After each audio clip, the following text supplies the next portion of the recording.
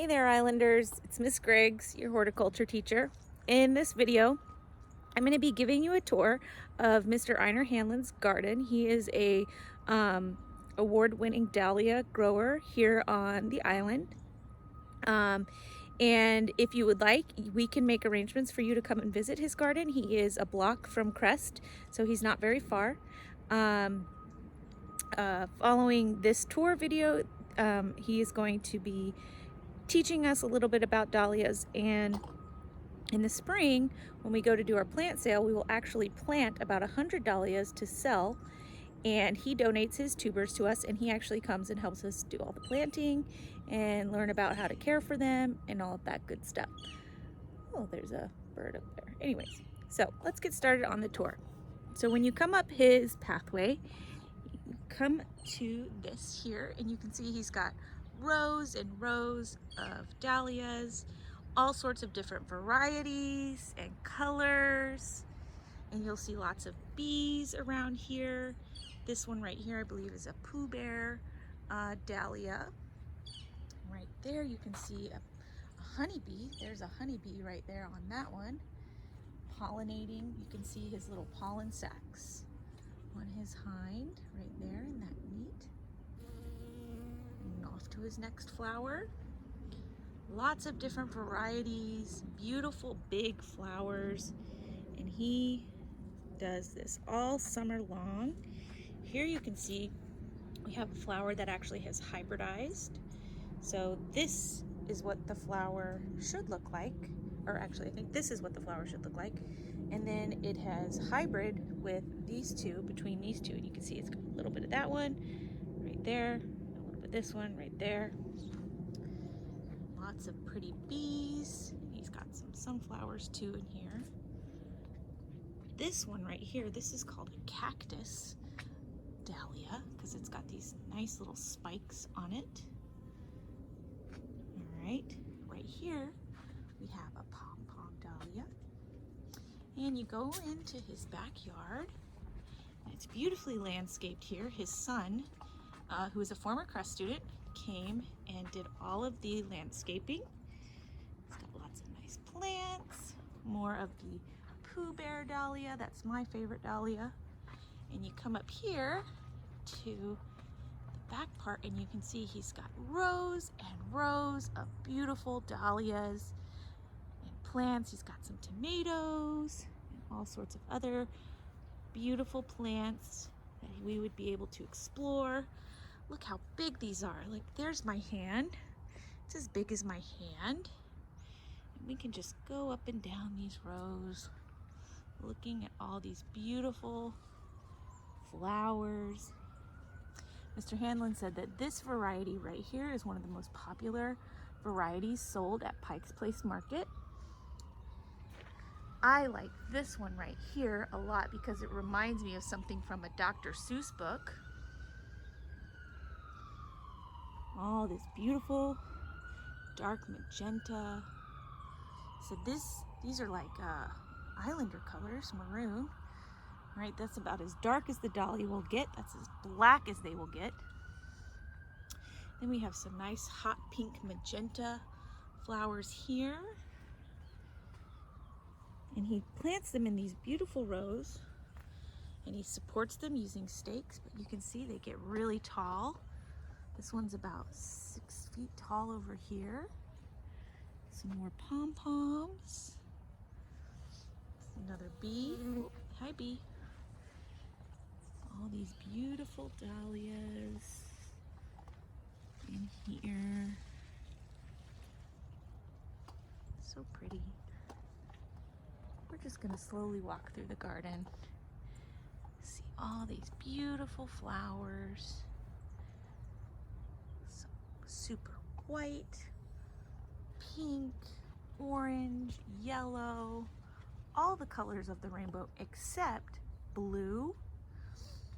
No blue flowers, never a blue dahlia.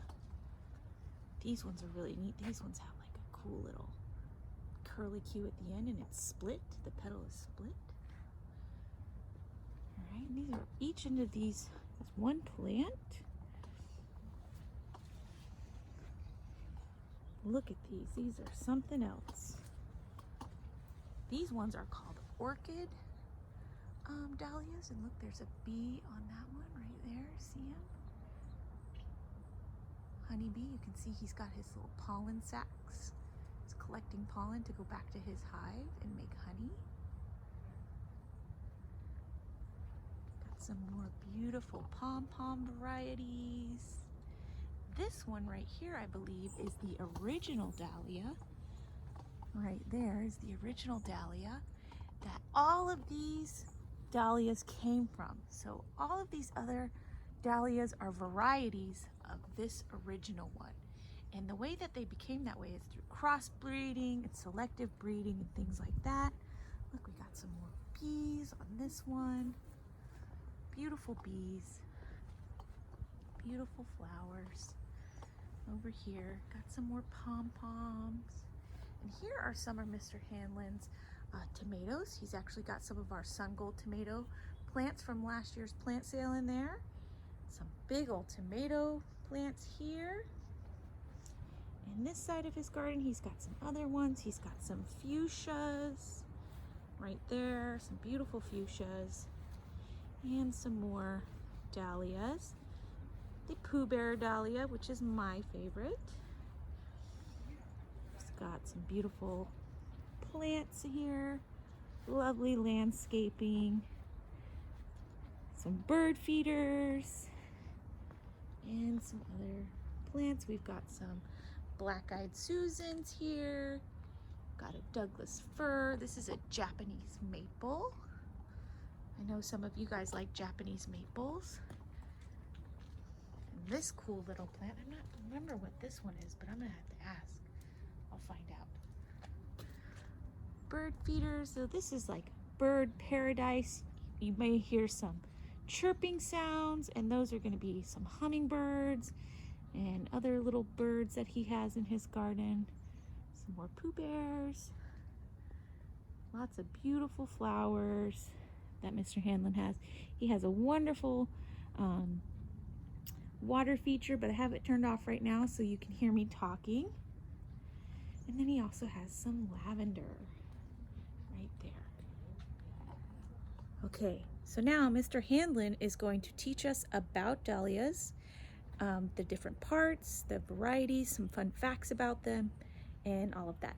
There will be a question assignment related to this video, so make sure you pay attention.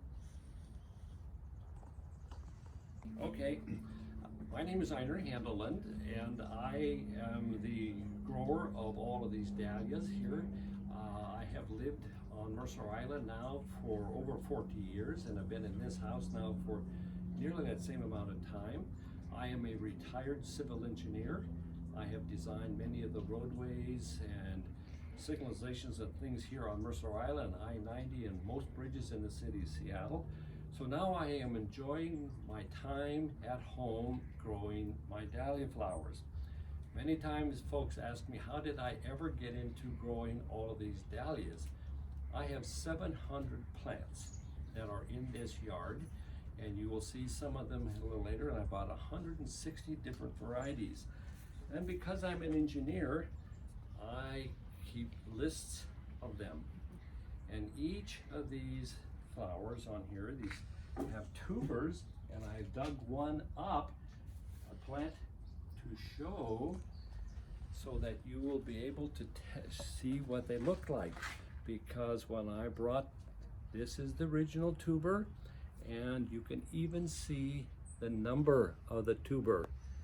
That is one way, so if I lose track of what the plant is, and all of these other tubers are new. That means out of this one tuber, I will get 3 new ones that I will store. But I was careless when I dug this one up and I broke its neck. The neck is right there, and that means it can't grow because all of the energy of the plant comes from here, goes through the plant, and comes to an eye. And the eye of this tuber is right there. So I will take my clippers and I will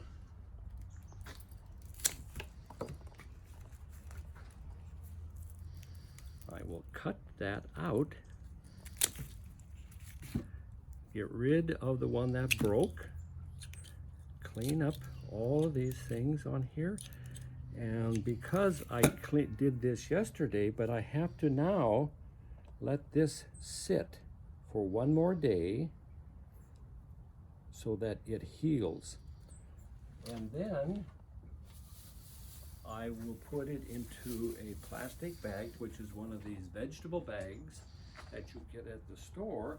But before I do that, I put a number on that tuber, just like you saw in the old one. So I take an old number 2 pencil or a double pencil, put the number on the tuber, and put it in the bag. When I do put it in the bag, I also put a plastic tag. I have a plastic tag that goes with every single plant that I have in the yard, so I can tell what it is. That's the number I put on the tuber. This is its name. Then these other letters and things tells me its color and its size. Now I'm going to show you, and before I forget this, if you recall when I gave you the tubers and you planted these, and when the plant got up to this height, I said to pinch the top. So when you pinch, this is what happens. You get 2 new plants coming up rather than one single stalk. This is how you pinch them back and get a bush. And that's why when you look at my plants out here, and you'll probably see them a little later, why they look bushier and more full. Now, it is also very, very important when you ever do these designing is this is my favorite tool, even though I used a clipper on that one because it was easy. But most often these are great big things, and I use this linoleum knife to divide that tuber.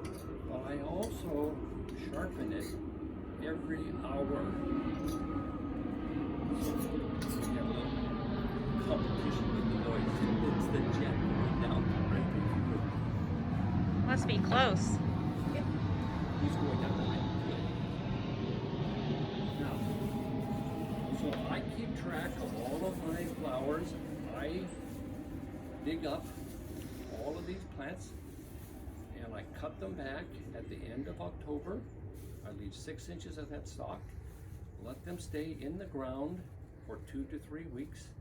Then I dig them up. I take 50 plants a day.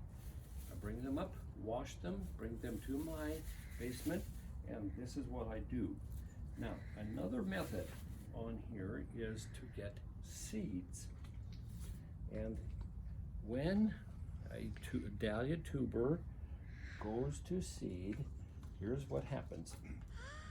You see, this plant is ready to go to seed. It's losing all of its petals. When it loses all of its petals, it looks like this, and the seeds are inside there. And so when you dry them, this is what they are. And so inside here are dahlia seeds. This is a dahlia seed. Although I've never actually seen it in a seed. Can you see that? Yeah. Okay. And so 1 out of 1,000 of these seeds becomes a show flower. So what is a show flower? Every single flower that I have in this garden is an exposition show flower. Every flower in here is 45 degrees to the stem. And the first pair of full leaves, this is a pair of leaves, are not more than 1.5 times the diameter of this flower. The flower cannot pop its center, and it has to come all the way back to the stem. This is an exposition. Oh, the show petals flower. have to come all the way back to the stem. Okay. See? Yeah. Can you see that? Yeah, yeah. Okay. Very nice. And this one happens to be Hamari Katrina, and it is a semi-cactus. A semi-cactus means that the floret is only 1/2 is curled. Oh. And I will show you all these different types on here. Now, and by the way, in order for me to show, these are rings that I show as a judge because each flower, different type, has to be a certain size. And if it's not the right size, for instance, this big one is the dinner plate size. It's 10 inches across, and it will barely fit a couple of my big ones. Now, in order for me to show a tuber, and when I said they had to be at 45 degrees to the stem, these are the vases that we use for our shows. And the vase is filled with foam. That's what we use for our medium in here full of water. And you show 1, 3 blooms or 5 blooms in one of these pots. Now, to be at 45 degrees, this is why this whole display has to be in exactly the same plane. This would be how we have to show every single one of these types of flowers. And so, regardless of what its size is. So the smallest flower that I have in the garden is this one. They're dwarfs. They grow no more than 12 inches high. So cute. And then the next smaller size are what we call pom-poms. They cannot be more than 1 inch in diameter.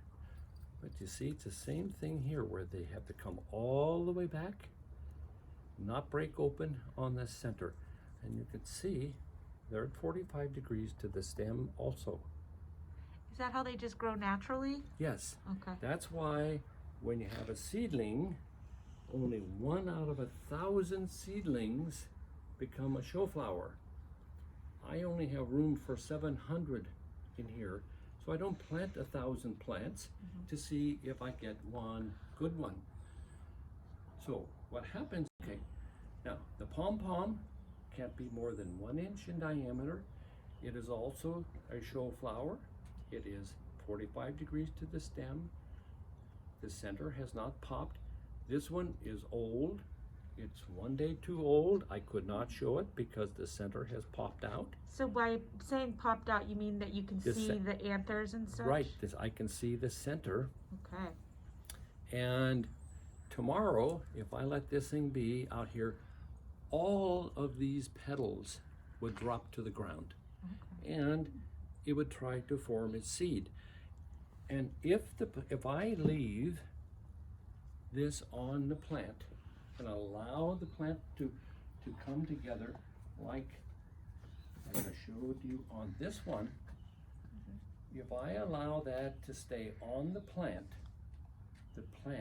thinks it's finished and it will stop blooming. So every day I have my bucket and my clippers.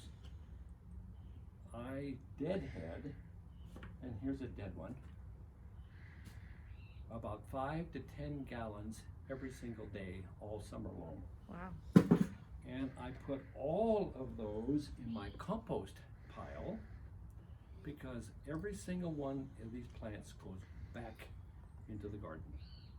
So over the 30 some years that I have been doing this, that's what has nourished this whole ground around here. So it's all 100% organic, and I make sure that I don't have any other weeds or anything, so that I don't have any earwigs or I don't have slugs. And if you do have slugs, put coffee grounds around it. That will stop them. If you have pets, you don't want to use any other kinds of insecticides and things on it, but that's it. But I'm going to go back to the show flower, the seedlings. when someone thinks they have a flower that is different, because every seedling will be different, you see, all of these dahlias started from this one that came from Mexico. This is the original of all the dahlias that came from Mexico. Now it's got all kinds of funny things on here, but every single one of these flowers are hybrids from that. But in order for these flowers to be even in my garden or to be sold, they go into what's called the trial garden at Point Defiance. There are 3 trial gardens in the United States. We are lucky to have one here close by at Point Defiance in Tacoma. So everyone that puts one in, the flower has to be in there for 3 years to make sure that the bee has done its job. For instance, here's what happens with some of these hybrids. You see, this is from the exact same plant. And you can see the variegated ones, especially variegated ones. All right, part of it is back to its native. One right next to it is its native color. And this is what it's supposed to be. So that is what happens when the bee has not done all of its work, because that's what hybrids do. Now, let me show you some different types of flowers. I'm just going to take them in the rows that we have here. This particular flower is called a collarette. And it's called a collarette because there is a row of petals around the outside, and then right around the center there is another frilly row. So every one of these are called collarettes.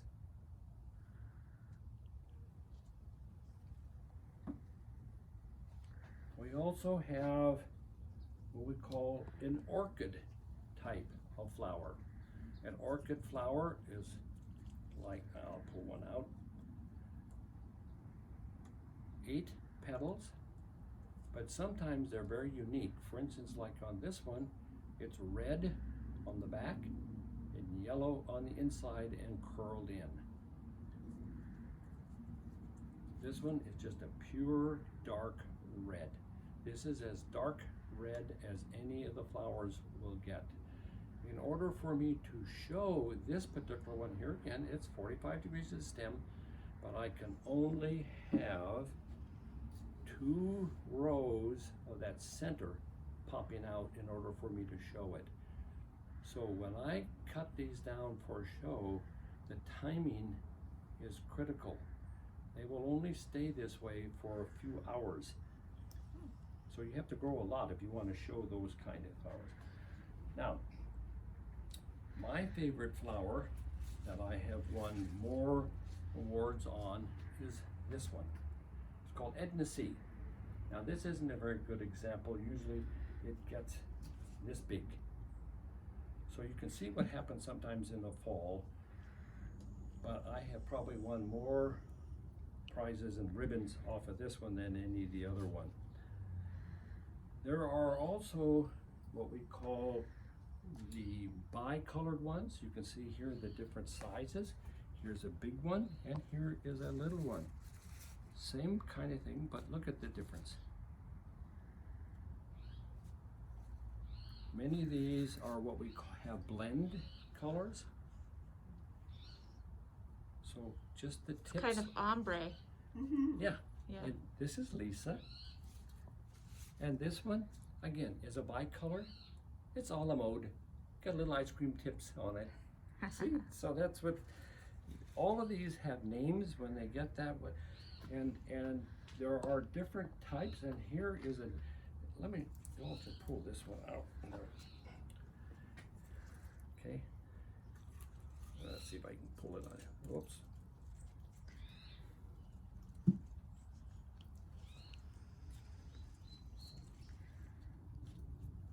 This kind of flower is called water lily. See both of them? They're flat on the back and they look just like water lilies. So it's a water lily type. This type, if you will notice that the petals are not rounded but pointed. So they're called stellar type. I have, then you get big ones like this guy, like Zorro. It's an informal decorative. This is a semi-cactus, and this is a straight cactus. See how straight every single one is? The petals are curled all the way down to the stem. And then sometimes we have these flowers that have different colors of leaves. This one, the dark leaf, called Mystic Illusion. And this is a single type. So you have singles, you have the other types, and then we have another kind on here that is, let's just use this one here. And you will see that the tips out here have, Well, curls. they're curled and they're split. Oh, they're split too. They're split, and that is why it's called a laciniated type of flower. See, they all have that. They're all split. Some of them are split more than others, but it's still split, and it's called a laciniated type of dahlia. It's like a snake's tongue. Yeah, and see, there's all kinds of things on here. And see, here is a formal decorative. Oh, it's so pretty. One of the other things I was going to show on some of the petals and I think I'll use this one. These reds are very susceptible to fading from the sunlight. See the white? Even though we've had a lot of cloud cover and smoke in here, there was enough to fade this red. So reds and yellows fade very quickly from sunlight, so I have to be very careful. So it's like sun bleaching? Yeah. Yep, it's like it's bleaching. Yeah. That's what that white is on there. Let me see. I think, and then, okay, I have hundreds of photographs, but you see, I am out in my garden all the time. Sometimes I get different kinds of bugs around here, and I like to take photographs of them. So that little dragonfly was flying around here. And so when I get different kinds on here, see, like I do these are the cards. These are my greeting cards. They're blank.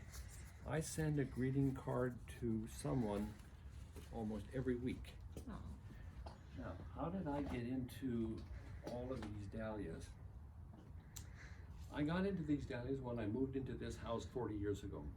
I went to a home show, and at the home show, the Dahlia Club, the club that I belong to now, said for $5 we'll give you a dozen. That's how I got started. Now, I grew up in the Puyallup Valley, so I have done a lot of farming and growing all kinds of plants throughout my life. So I said, great. Well, now I have 160 varieties, different types here, but I use this as my marketing tool as an engineer. I'm a consulting engineer. I have worked, as I said at the beginning on here, what I did with all this, but this was my marketing tool. I would take a bouquet, like any of these. I would have a bunch every day on the bus, probably from the middle of July until the end of October, and I would give flowers away. Because I was a consultant, all of my clients were public agencies. Public agencies could not accept even a cup of coffee to come to my office without paying for them.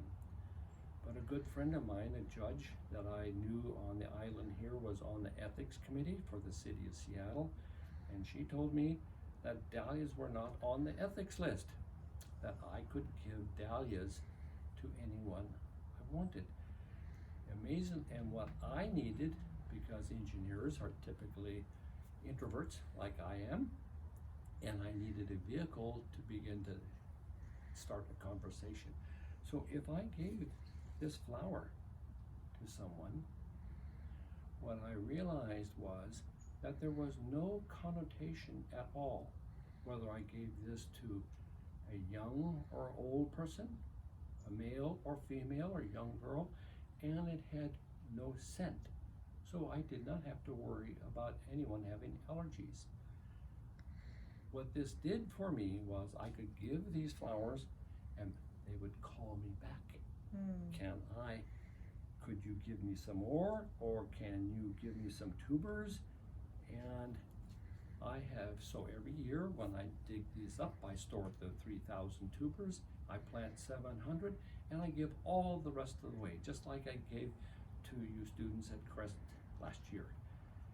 But I also give 1,000 tubers to the Pike Market farmers, because through my Rotary, when the farmers have lost all of their crop because they think they need to have flowers as long as they can to sell flowers, because that's what their culture is, to not cut them down and wait and sell these tubers in the spring. They would rather leave them in the ground, and when they do, and if it floods, one day of flooding will kill the dahlia. So my friends at the Pike Market tell me when the farmers have lost their crop, and so I give them tubers. And so when I go to the Pike Market, I see a lot of my cousins. I think I can name 90% of them on there. And over all these years, what I have found interesting is that only one time did one of the farmers ever ask me for the name. And the name they wanted was this one. It's Reveler. Because they are intrigued. Again, I'm getting used to some of their cultural colors and things.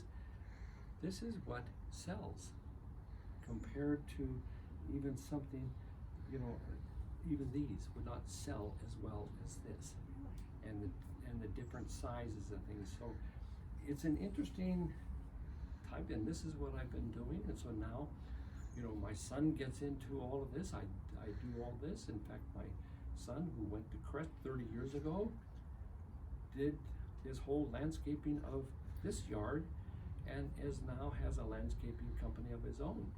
And lo and behold, even in my retirement, I go and plant dahlias at some of the gardens that he designs for these different people. So, there's one of the things I need to, would like to show you. This is a normal leaf, and I feel my leaves every day to make sure that they are healthy and have enough fertilizer. So this time of the year, many of the leaves, especially down at the bottom, start to look like this. This is a pretty healthy leaf. Now, there is and at this time of the year, many times, because we start to now get dew and things, we get moisture on the leaves, and so this is sort of a fungicide kind of thing, but I just let it be. It does not hurt the plant any, but I don't like to put, when the leaves get this bad, to put it into my compost, so I take a lot of those out. And I do have to be careful, because sometimes a virus will show up. And let's see, I thought I had one in here. So plants can get viruses just like humans. Virus, what the virus will look like on a leaf like this, the veins will show yellow. And what we have to be careful about, because I noticed on some of the Crest plants, when we sold them on here, some of them had that. I take those leaves off and make sure that that virus doesn't spread to other plants. If the whole plant does start to somehow, if it looks like it's going to be sick, I get rid of the whole thing. There is at WSU, at the horticulture department, it's the only place here in the state where they're studying this big time, and we contribute a lot to it. So there's a professor working with his PhD students at WSU on these kinds of things with the various viruses of dahlias, and they're all over. I notice it a little bit on my plants in here, but I just do that. I'm not too concerned, but if there is a virus, we want to make sure that it doesn't transplant to, the nearest plant over. Okay, what have I missed? I think that's it. Oh, maybe about the colors and how what color you don't see and the number of varieties and things like that. Okay, right now there are about 10,000 varieties. I have 160 in the yard. There are all the colors in the book except blue and black. As I showed you here earlier, this is as dark red, which they actually call black because they call this one obsidian, so it means it's black, but that's as black as it will get. So far, no one has been able to, and even with a plant like this that has faded somewhat, this this magenta, that's as close to blue as we are going to be able to get. There are all colors. You go from the white colors, pure white. It's a beautiful little Irish ruffles, and it's called Irish ruffle because just on the little tip there's a little bit of a ruffle. And what we do, and then you see, and if we look at this one, just even the different colors of red, from dark to light, but they're all classified as red. As we were showing, one of the things I really like about a lot of these flowers, even a big flower like this one, where you can, it is one color on the, let's go back, one color on the other side. And this is what makes dahlias unique. And you see all the way through, that's what this does. This guy is called Nick Sr.